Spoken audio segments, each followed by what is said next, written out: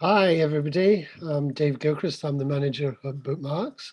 I'd like to welcome you tonight to this special event, Live Poets Society, all the way from Wales in the most part. So definitely a very Celtic evening. I'm not going to waste their time by chattering on. So I'm going to hand you straight over now to Tim, who's going to introduce the poets and give you a flavour of the evening. As soon as he unmutes himself, then I can stop talking and he can start talking. Excellent. Right, Thank you. I'm starting talking. Right, I wanna thank Dave really for inviting us to Bookmarks for this special event tonight. It's great to be going with live poets to London.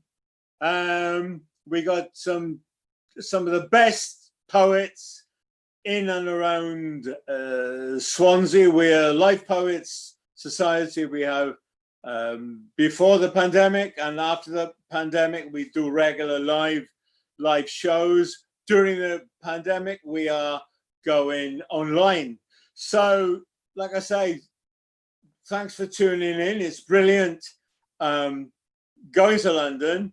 Out of the depths of this pandemic has come the start of something big, the start of global resistance in the shape, actually, of the Black Lives Matter movement. And it's a protest driven by resistance to police brutality. The pandemic has actually shown the reality at the heart of capitalism. You know, to make a quote, the mask has slipped. And that's where our poems are going to be coming from tonight. So without further ado, I'll kick us off. We have I have a poem which is about the pandemic, and I wrote it during the pandemic, and it's called "The Wolves Are Out Tonight." The wolves are out tonight, roaming under starlight, running wild-toothed in a savage silver stream of vicious indifference, murderers at large in a dream that the whole world is dreaming. It was nothing personal. You have to understand that. Don't get emotional. This is ground zero. There is no tomorrow. And although it's too late, nobody's leaving. Numbers rack up in this month's streaming. The wolves are coming, their eyes are gleaming. They stole your breath from your lips with no apology or warning. It's time to meet death on a bright summer morning. The first time as tragedy, the second time as tragedy. Forget the fatalities, we treat them with brutality. We don't have a plan, but we have plenty of mendacity. Let them die in their beds. We're up to capacity. They say evil is banal, but combine it with rapacity. Lock it up in a cabal whose only center of gravity is a badge on your lapel. It's such a fucking travesty. Such arrogant cowards full of piss and depravity while we work for them to kickstart their economy. So the bosses can compete with China, France, and Germany while your grandfather gets his second tracheotomy and you are wondering who is really the enemy when critical thinking is thought of as blasphemy.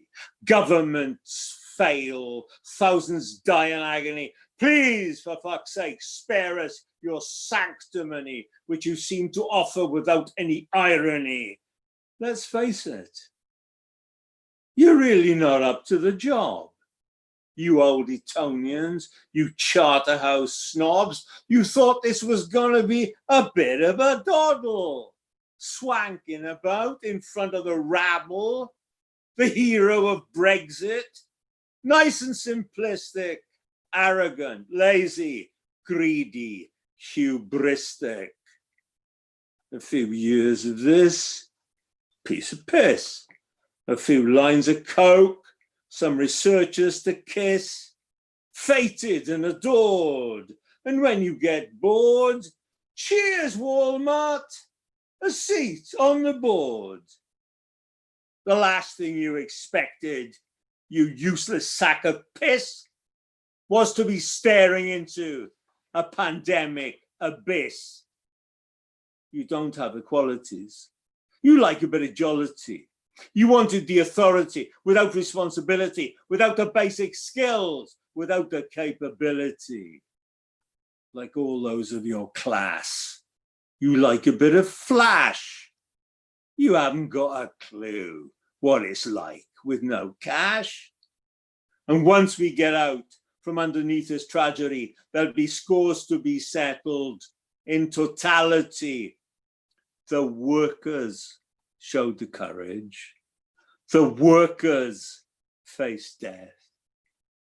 The so-called unskilled, the exploited, the oppressed, the rich men and oppressors showed no backbone and no spine. We were led by the worst, at the worst of all times. And once we get a handle on the scale of their crimes, it surely can't be far, surely can't be far, surely can't be far to revolution time. Thank you, folks. That's the one. And I don't know whether we unmute to applaud, but that was a lovely burst of completely silent applause. Okay, so I heard some clapping. Great, wonderful. Thank you. Right, okay, so that was me. That was great. Next, we have Joy, then we have Gemma, then we have Peter, followed by Horia. Okay, so I'll introduce people in blocks of 3 or 4. So, over to you, Joy. Wow, thank you. I was gonna do, sorry, a quick introduction. I was gonna say Joy's been writing poetry since she was a teenager. She's been writing poetry all her life. So, Joy. Thank you so much. That was amazing poetry from you. Thank you so much. And yes, so as you ponder on what Black lives mean to you, I'm going to share with you a poem from my poetry collection, Reflections of the Soul. And it's titled, When You Look at Me. When you look at me, do you see what you want to see? Do you say what you want to say when you look at me? Do you see the hurt inside? Do you feel the pain? Do you see the tears running down my face when you look at me? Do you turn and walk away? Do you say, maybe someday I would lend you a hand? Do you say, I cannot make a difference? Do you say, it's not my cause when you look at me? Can you stop to understand? Can you let your actions say what you want to say? Can you listen to my cries and help wipe away the tears when you look at me? Can you stand beside me and say, it's time to make a difference? Thank you.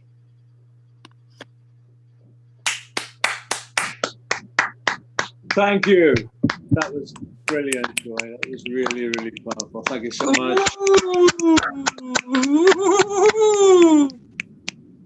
Right, okay. We'll be coming back in the second half of the hour to Joy again. I want now to introduce Gemma, a Valleys poet, Valleys girl, now living in Swansea, and eloquent chronicler of working class life. So without further ado, over to you, Gemma. Thank you very much. I'm going to be reading today an updated version of a poem that was in my collection, Rock Life. It's more of a page poem now, which I put in for a submission to the London magazine, who accepted it, which is really exciting. So I thought I'd share this one with you today. It's called The Wasted Place. Flag, spoil, seals, his Pebble Dash prison, once built to ensnare his granddad, a worker who slogged to make his country great, to give his kids the chance he never had, the wasted place, a law unto itself.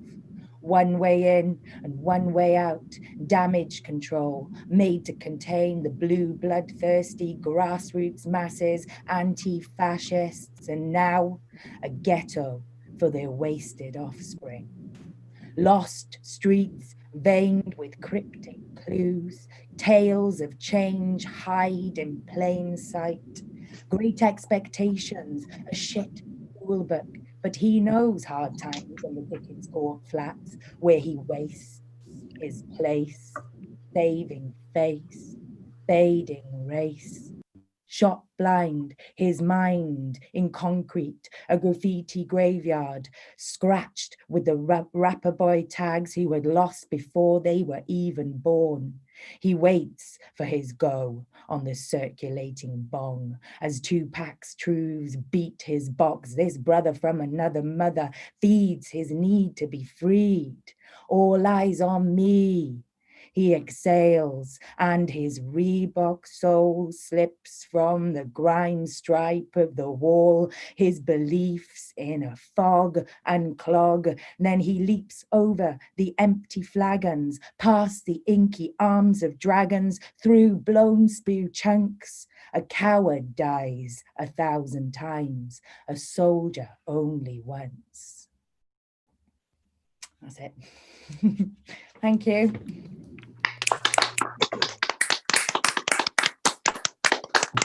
That's brilliant. Thank you, Gemma. Thank you so much. Yeah.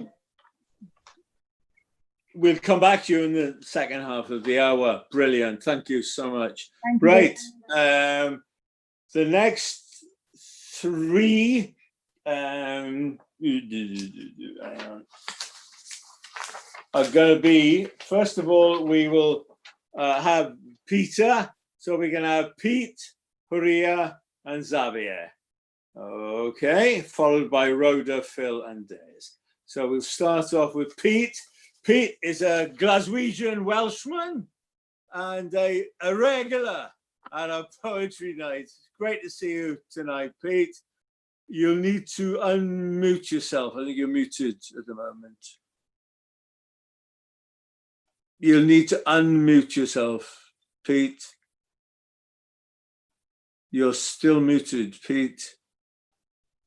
You're still muted.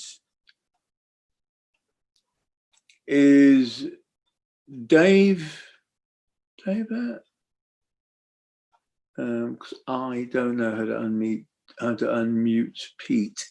Pete, can you try pressing the 3 dots and get a menu, and then you can unmute yourself?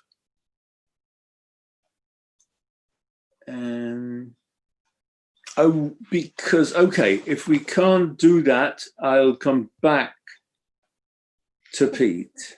It's the little dots right. on the bottom. You're through to us. Yeah. Okay, brilliant. Right. Okay, so, right. Pete the Glaswegian Welshman. Thank you very much, Tim. Sorry, your poem, Tim, and the following poem, absolutely fantastic. Because, okay, if we can't do that, I'll come back Can you hear me? No. Yeah, I'm not muted anymore.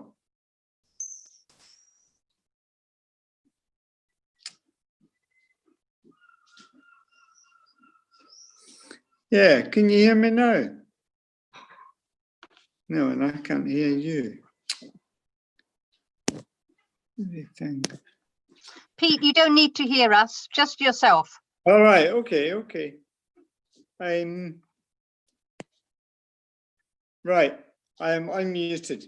This poem that I want to read, I didn't actually write it. It's called Radio News. It's a short poem and it all came from listening to Radio News in the last 3 months. Dysfunctional, fictional government. When silence is like violence. Changing rules, fools, no tools. Really fake kosher. Toil and it takes its toll. Literally, virtually, not actually, but distant digitally. Are below 1. That's pirate or West Country punning. Meeting room, only 1 person allowed. Finally, hardship. Oh, horseshit. Thank you very much. Yes. Thank you. That's great, Pete. I always like poems that end up with the word horseshit. Yes, it's a good style. That's great. Okay, next we're going to Huria, to be followed by Xavier and Rhoda. Okay, so we'll start with Huria's been regular attender at regular poet at Live Poets. She brings the whole family. The whole family comes along, and they also read some poems as well. And I can't wait to get back into Cinema and Co. actually, so that we can all be there. Yeah. All be there together. That would be one of the first things we do, I think, after as soon as we can. Okay, so we will. If people who are not muted can mute themselves, and then we will hand over right now to Huria. Off you go. Oh, thank you. The kids are looking forward to coming and seeing everyone again. They're missing everyone. So tonight I'm going to be reading some poems from my book my poetry book I'm having published this year, called Where Dragonflies Roam. And this is an excerpt from it, from a poem I had published in 2000. The love of oneself is an act of selfishness that I believe should be practiced to the highest extent. Imagine what you could be if they never taught you to hate yourself. This poem is entitled Race. There's a race for everything nowadays. The race for time, intelligence, play, and first place. But have you thought about the race of racism? It sinks into the minds of our kids. From nation to nation, stirring up uneducational conversations. Is it straight from your family or from the books? Seen every day, even in the children at the age of 6, racism seems to stick. Why isn't there a race to stop racism? Why isn't there a race to stop people like you with personalities to waste on racism for no use? A mental illness gone too far, unchecked, unregulated, and killing us all. Let me ask you before I go, where did you learn it from? Your mother, father, sister, brother, uncle, or aunt, friends, or yourself? Is it in the media, video games, or is it just part of life itself? Even if you can't answer me now, think for a moment and tell me how. Why is racism around? Racism shouldn't be a word in this day and age, but look at me at 16 in 1998 talking about this thing. Thank you.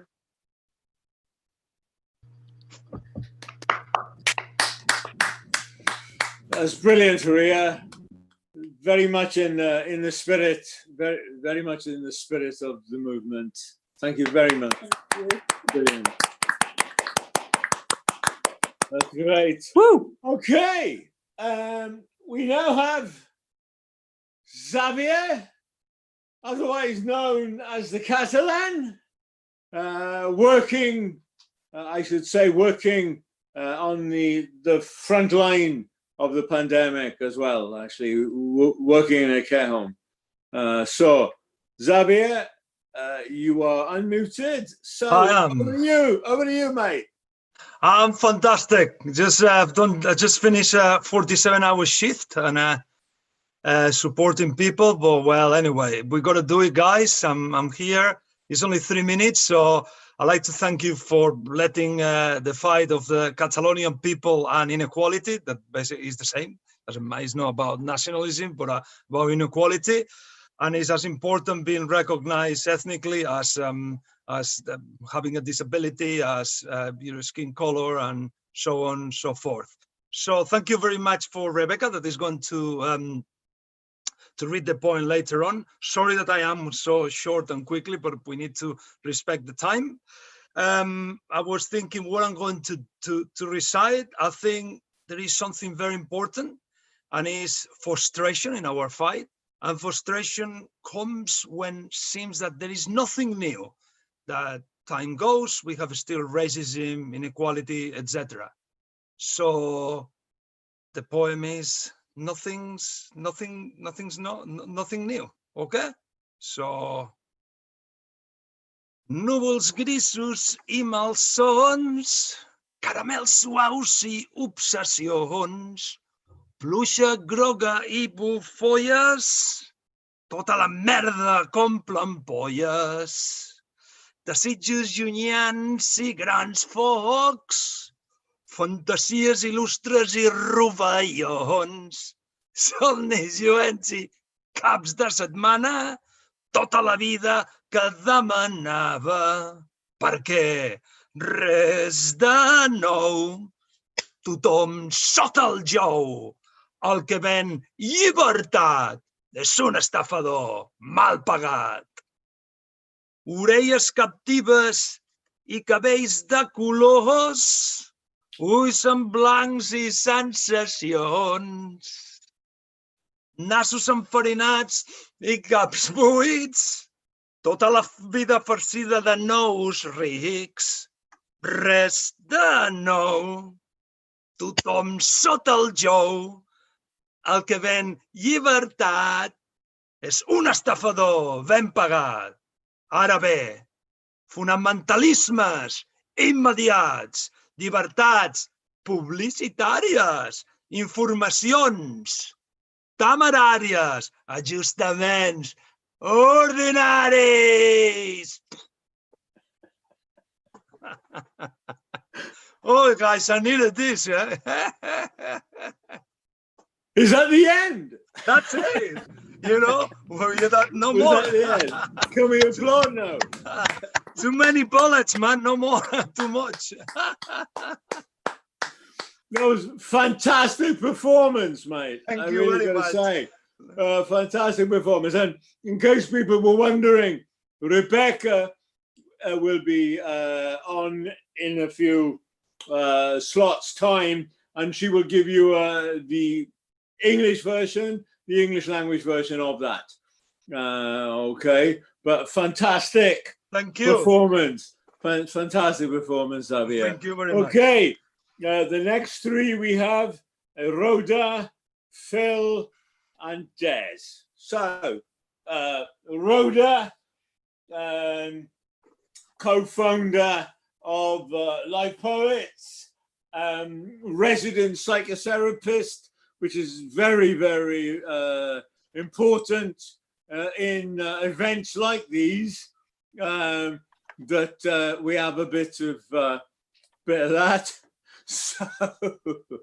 So I'll call straight over to Rhoda. Thomas, off you go.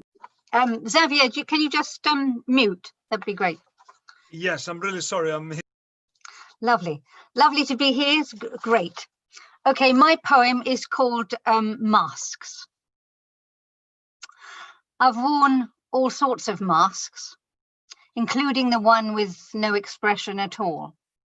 When you beat up my brother and I was frightened you'd come for me. Then there was the one with a plastic smile, when I signed the register in a purple dress, staggered down the steps in kitten heels, hiding my silent rage in a bouquet of white gardenias. There was the one with gritted teeth when I swore I was definitely planning to stay in the area and learning about the retail trade was what I'd always wanted to do with my life.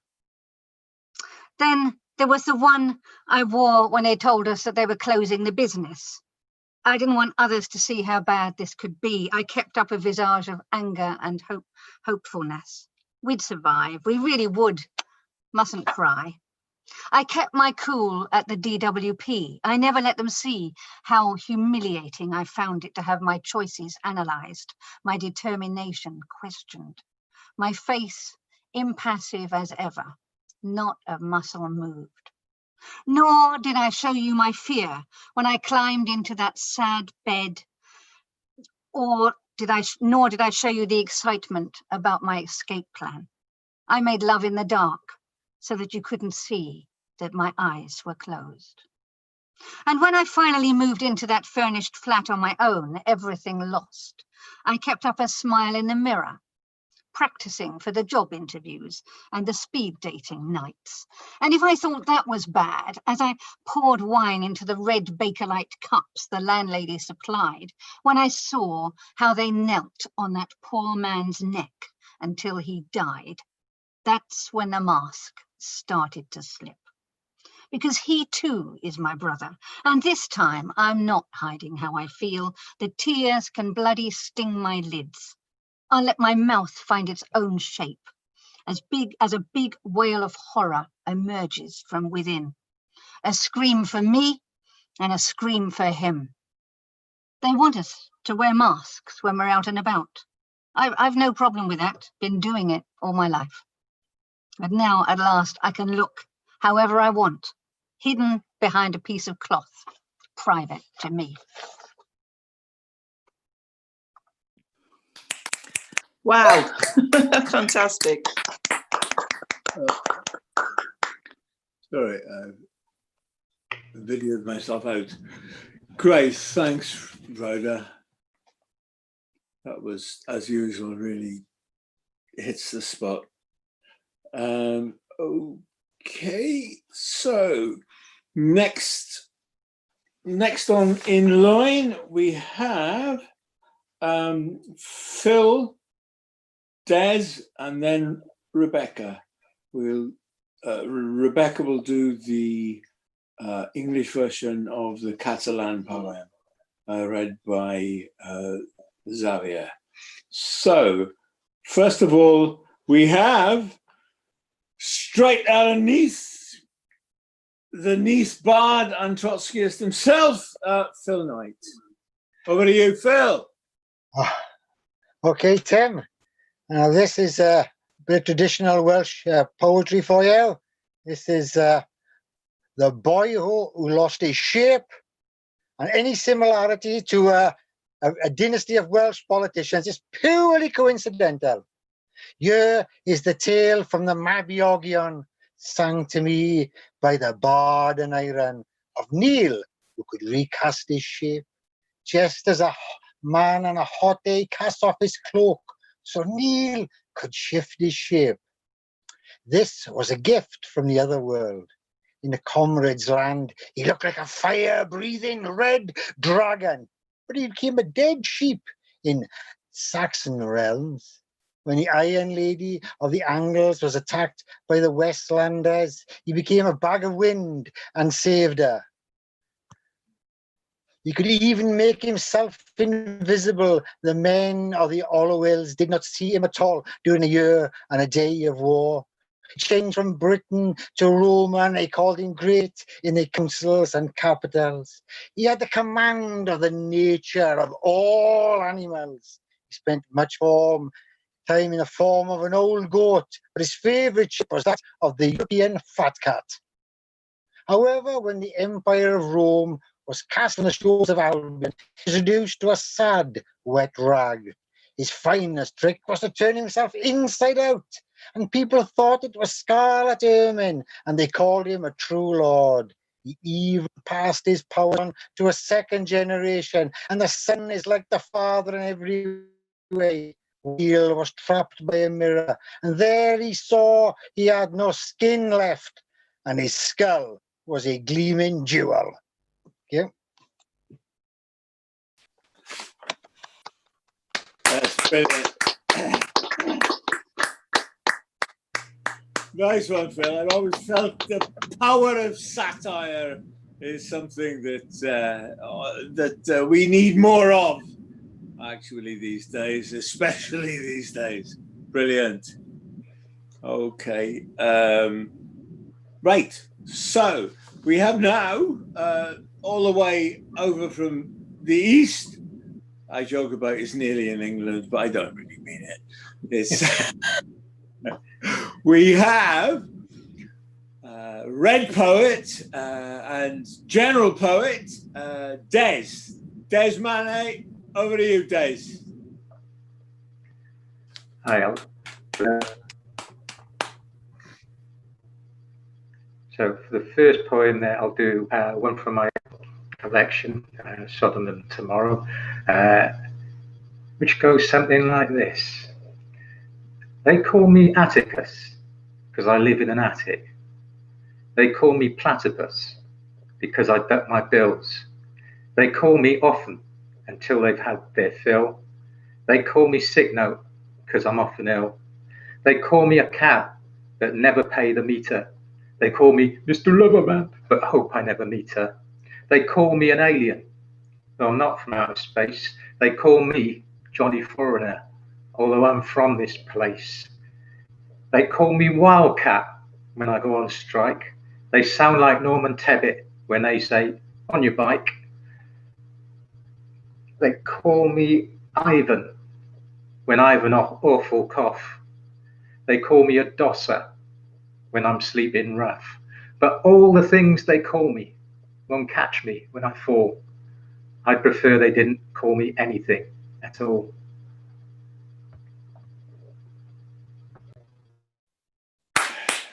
That's brilliant.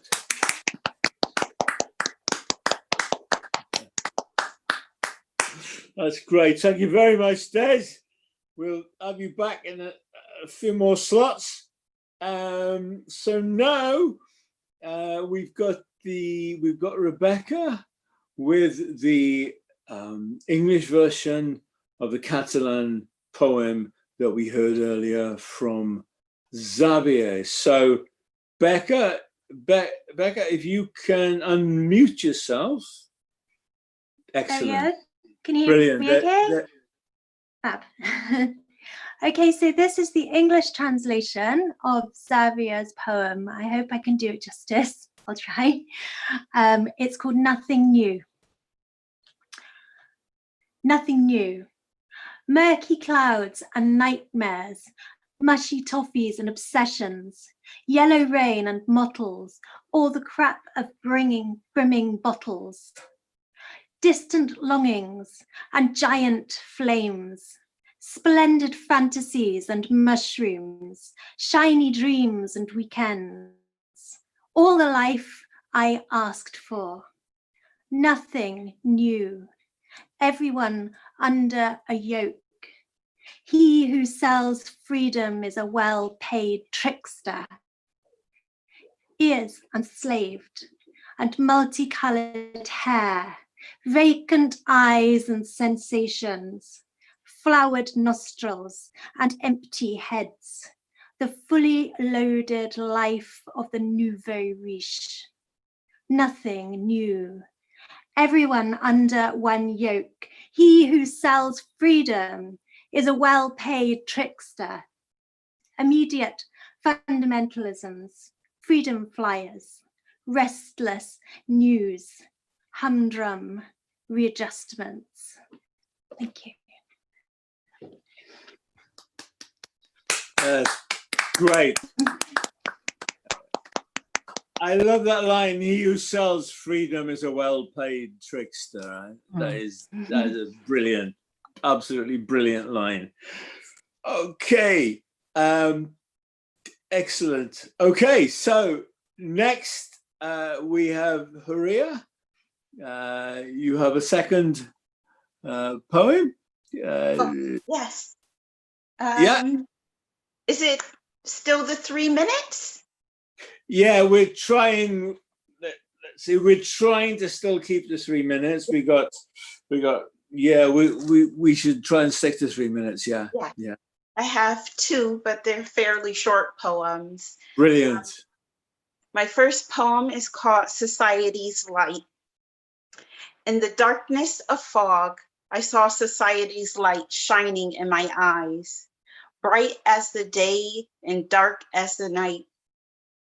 Confusion and hurt displayed as delights, happiness and peace seen as the enemy. Cast thy eyes down, the misconception is all around. Society's true light is only seen when shut eyes open wide. Welcome to the next big thing. Society's dirty light allowing you to live in vain. Befallen honors and failed dreams.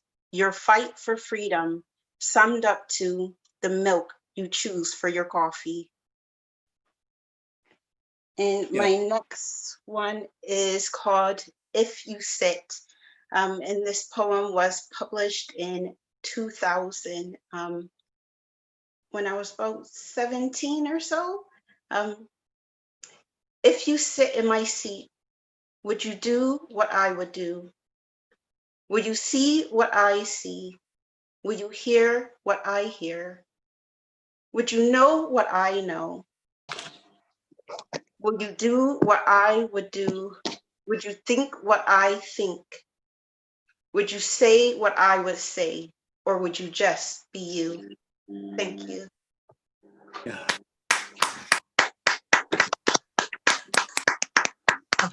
That's great, Huria. Thanks ever so much. I know you had a difficult time recently. I'm really, really glad that you could make it tonight for the poetry night. That's great. You've really made my night that you could actually make it. That's brilliant. Thank you, Huria. Thank you so much. Okay, the next 3 we've got are going to be Pete, Phil, and Rhoda. So we'll kick off with Pete. Over to you, Pete. Thanks, Tim. Right, this poem is I've done before, but it's we seem to be spending a lot of time online at the moment, so it's appropriate, I feel. Looking online, booking online, cooking online, shopping online, hopping online, bopping online. On tablet means using Scottish confectionery. On tablets means abusing prescription pills, which if you are, you need to go to www.ncbi.org tripadvisor.com to find out if better pills are available. Comparing online, sharing online, staring online, TV online streaming, paradise online dreaming, government online scheming, tracing your ancestors online. Who do you think you are? .co.uk. Being judged by your ancestors online. Who the hell do you think you are? .co.uk. Thinking online. Syncing online. Biometrically blinking online. And syncing online. Ranking everything 1 to 5 online. Banking any day, any time online. What? Well, you're all poets. You can do the last one yourself. Well, that's the whole point. Online. Thank you. Nice one. Excellent. That's brilliant. Brilliant, Pete. Thanks a lot. What I am really struck by from time to time is the sheer very talent of poets, rank and file poets, throughout Swansea, every live poets society gathering that always strikes me really how much talent there is out there, Right, next, speaking of talent, next we've got Phil, followed by Rhoda, followed by Des. So take it away, Phil. Just get Pete to mute. Sorry. Oh, yeah. Pete, would you mute yourself? I will. All right. Early in the pandemic, oh, I've disappeared. What's that happened?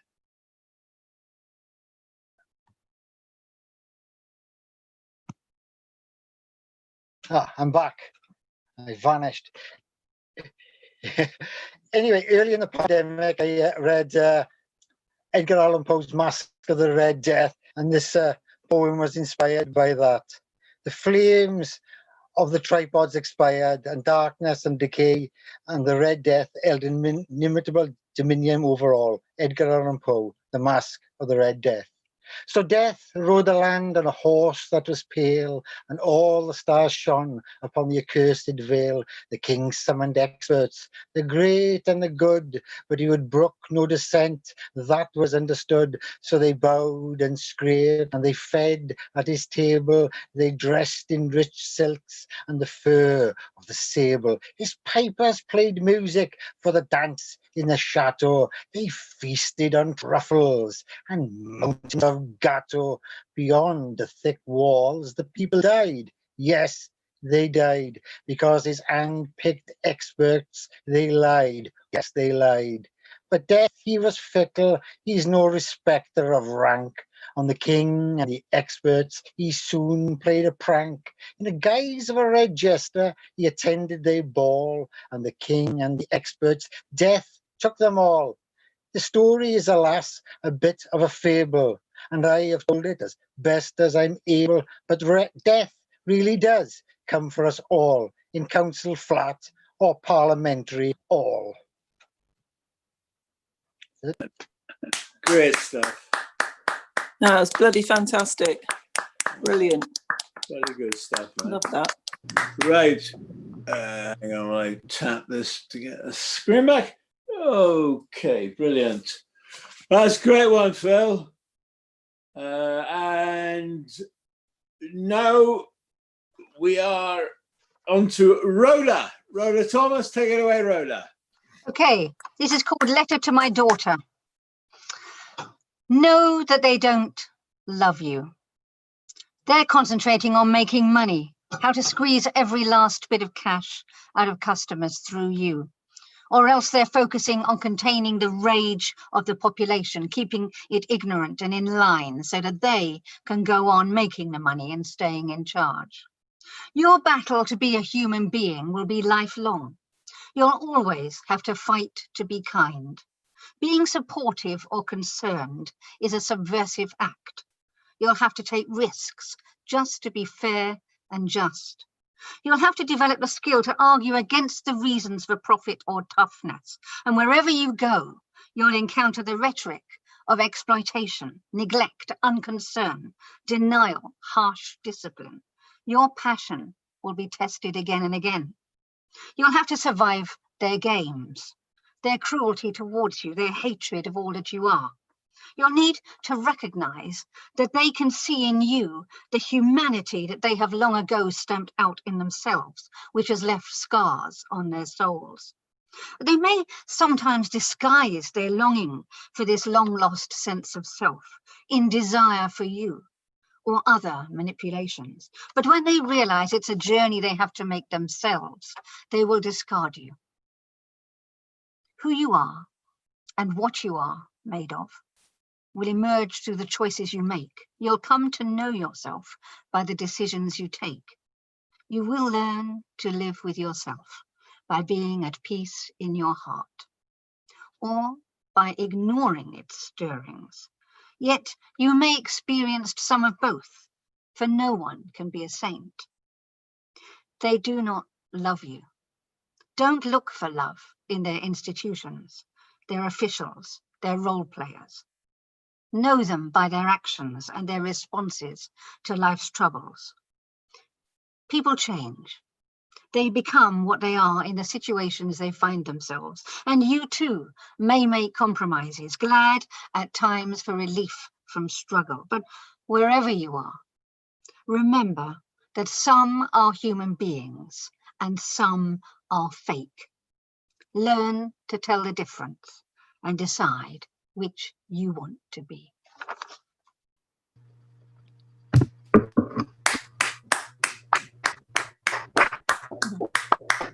Wow, that was amazing. Awesome. That's a killer line. Some are human beings and some are fake. I mean, that's a cracker. That's brilliant. Thanks ever so much, Rhoda. And now we have Des. So over to you, Des. Thanks a lot. It's another one from the book Todman tomorrow. I've got to say, I don't know why I'm wearing these glasses. They're great when you read them, but they make you look horrible when you're not. So this one, it goes out to anyone that's ever had their benefits cut. It's called missing payment. There is no money, no amount has gone into my bank account, so I dial the number, get in the queue for about an hour or two, and you just say, bear with me, bear with me, bear with me. There's a fucking bear with me. There's an elephant in the room. By a big black dog, I'm being consumed. No matter breathing in a paper bag can stop a full-on panic attack, and you just say, bear with me. I get wound up, you start to flounder. Do you believe all the myths about benefits, scroungers? Look, if you don't restore my payment, I will end up on the pavement, and you just say, bear with me. I bet you've got a landlord too who expects to be paid on time by you. We're all being shafted, tell the truth. All we need's a bloody roof, so don't just say, bear with me.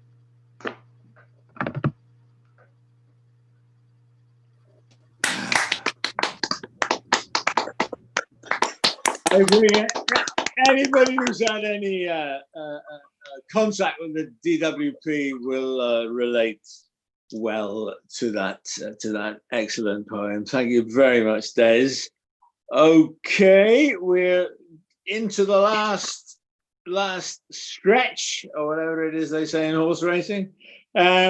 So we have Gemma to be followed by Joy, and then I'll wind us up. Okay. Vicky needs to mute. Pardon? Sorry. It's okay. Oh, yes. Yes. Okay, so Gemma, are you unmuted? Yeah, yeah. I lost you for a moment there. I lost power, so I was just literally got back on. Then I did. Oh, blimey! That's good. good time in. Quick, give us your poem before you lose power again. I was really enjoying Rhoda's poem as well. I was just about to message something and it went bing. I was like, oh no, but I'm back. So the second poem I'm going to read tonight is actually something completely fresh and different to what I normally write. Basically, on the PhD now, we've been doing these Zoom meetings and we've been asked to do a collaboration. So it's all different art forms. So I gave a painting that I did, which is like this beautiful goddess kind of Mother Earth. And the lady that I'm working with, she's a sailor. She's a 60-year-old sailor. And she gave me a picture of Deception Island. Now, I don't know whether anybody knows of Deception Island. I knew nothing about Deception Island before I started doing the research, but it was the first port of call in Antarctica, and it was the first whalers whaler station where they used to kill whales and boil the oil. And at that time, it was during the First World War, and they used to send that oil back to the slick the guns for the guns in the First World War.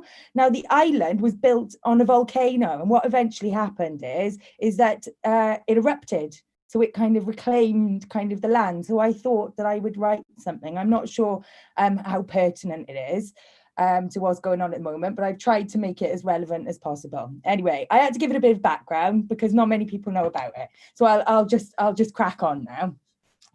So I've called it, because I wanted to do it a bit of a parody, like Wilfred Owen's Dulce Decorum Est. So I called it Bellum Omnium Contra Omnes, which means the war of all against all. Fractured factory ship heads in to melting relic of Deception Island. Cauldron, caldera, horseshoe grave of the oracle whale, doomed defender of history, fades in the black sands of blubber-bombed bay. Fresh flesh, flensed, boiled oil, shipped to slick the young guns, fenced in barbed wire, blundering in the spectra of glory, pelt of splendor, victory, luster. Mustard, sulphur, arrows, the shallows of shielded Iceland. In no man's land, an acoustic signature of pride strides gas blind for a sovereign shilling. Price of rot sickening. Waves of scrots fester in white sludge. An avalanche of troops trudge, halting the earth beneath their boots. Solitary sailor soldiers on, humbling soul of slumbering volcano, whose leviathan licks peel his weary hull. Steam, clinker creeps, sweeps, time leaps between rift zones. Magmatic mud flow grows into its own, stomping, swamping Neptune's window to the cemetery of cross-head bones, swallowing lost whale bones. A resurrected, empty casket rises in its wake. That's it. Oh, superb. Brilliant, awesome stuff. It kept bringing me back into Greek mythology. Yeah, I felt there was a lot of that in it. Actually, quite gothic. I was thinking it's got a gothic kind of feel to it as well. Yeah. Great. Is that quite recent? Yeah, I've just been working on it now for the past 2 weeks. So yeah, so I know it's completely different to all of the stuff I normally do. So, but you were the first people who I've tested it on. There you go. Entirely fresh. So thank you. There you go. There you go. We're honoured. Honoured to be tested. Great. Okay. That's brilliant. Thank you very much, Gemma. And last but one is going to be Joy. So if I hand over to you, Joy, I'll mute myself. Thank you. Thank you. The last few months have been very, very interesting. And there's been obviously a lot happening with regards to Black Lives Matter. And I just want to pose a question as everyone is listening. And the question is, what difference are you making about bringing change, bringing about equality? Now, when we think about that question, as you really ponder on that, I want you to just take that time to position yourself in where you would like to be. What would your legacy be? When people think about you, when people mention your name, what would they say about you? My next poem is from my collection as well, The Reflections of the Soul, and it's titled Legacy. In your position of authority, you stepped upon my freedom and repressed my rights. When I asked for help, in your position of comfort, you failed to see the injustice I suffered. In your narrow, one-dimensional vision, you found it difficult to accommodate my viewpoint. In your position to influence change, you chose to do nothing, knowing it caused me pain. In your legacy, you left none. You buried your head under the sand. You never stood up for anything. Your existence meant nothing. You left no legacy.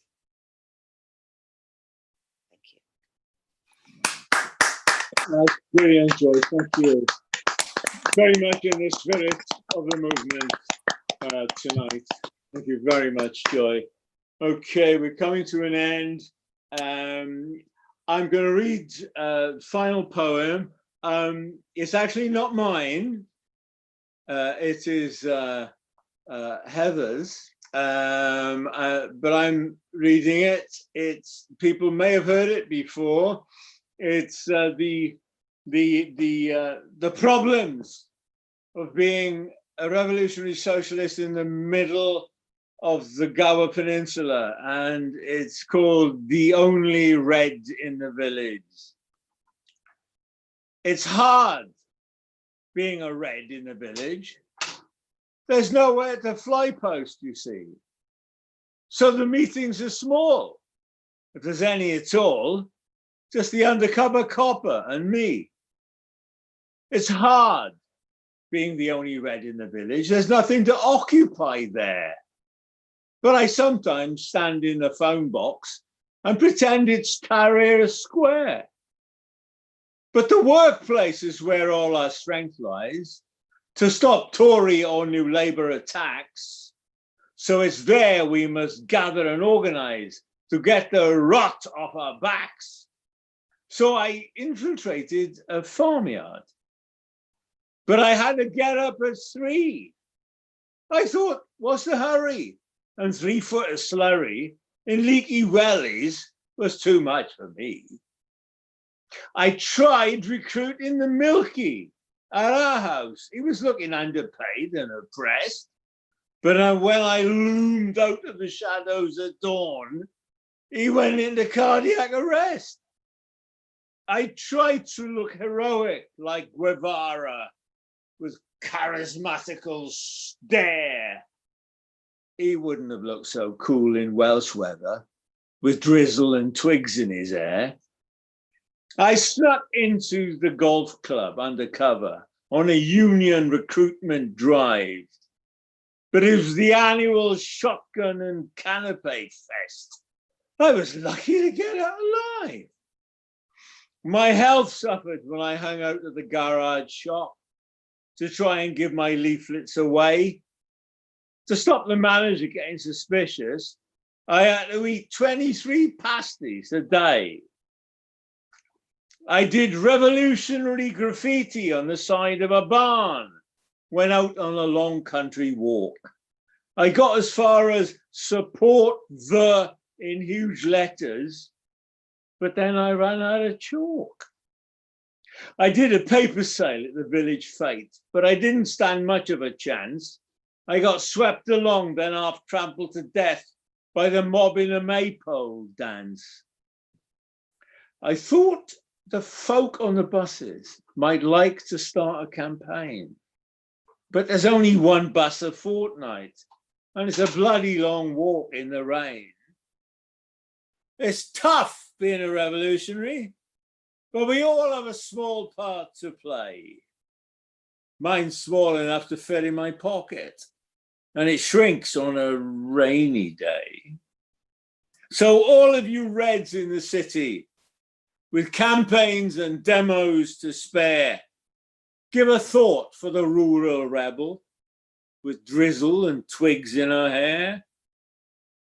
Be proud to be the only Red in the village. Some things are worth fighting for. Fight austerity and the racists and bigots till we kick the whole lot out the door. Right, that's it, folks. We've come to the end. People need to, I think you can all unmute yourselves now, I think, because we're at the end. I'd like to thank Dave for inviting us up to Bookmarks to do our Live Poet set. If you like what you've been hearing, we're on the Llanelli Rail Strike Commemoration Festival. That's on Monday, the 17th of August. There are various other events as well. There's a history forum which has got Louise Raw, the Matchwoman strike organizer,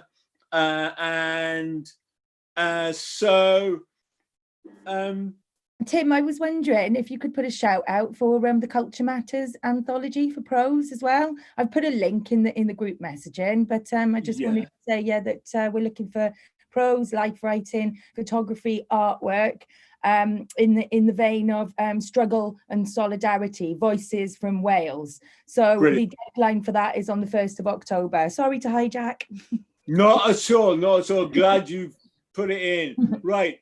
If anybody wants to follow any of this through, either message Gemma on Facebook or message me, Tim Evans, Swansea. Just look me up on Messenger if you want any more details. We've got pages. We've got Facebook pages for Live Poets and Llanelli 1911. Indeed, we have got Live Poets page. There's a Live Poets page. There's also the Llanelli 1911 page. So I understand that although Dave will stop live streaming, poets can hang out in the green room, I think it's called. And we can say goodbye to our audience. Anyway, bye-bye, everybody. I want to thank everybody who watched. I want to thank everybody who came and performed. Absolutely brilliant. So bye-bye to everybody. That's the end.